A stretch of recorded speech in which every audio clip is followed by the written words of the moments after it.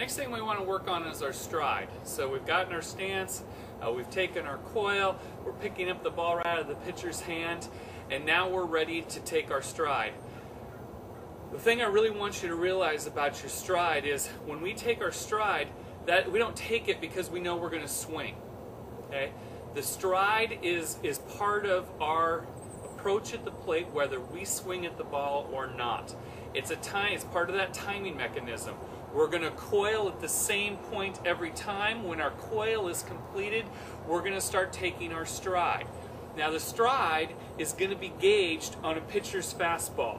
So an inside fastball that pitcher throws, we got to have our stride foot planted and ready to drop that heel when that we need to swing for that inside fastball. So we want to gauge our stride to be completed so we can quickly turn on the inside pitch.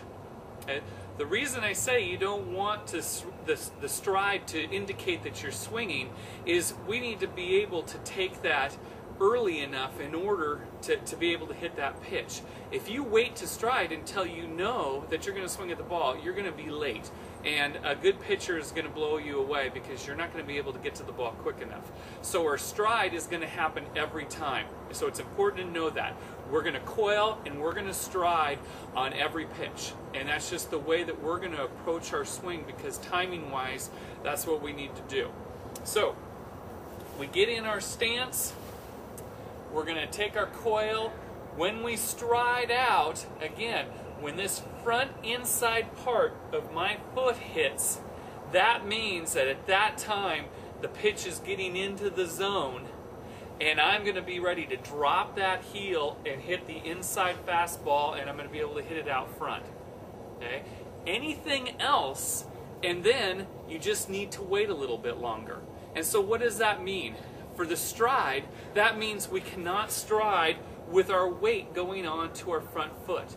So the stride does not have weight transfer, maybe just a little bit, but hardly any. As a matter of fact, the better you can stay back in your stride, the better hitter you're going to be because you're going to be able to wait.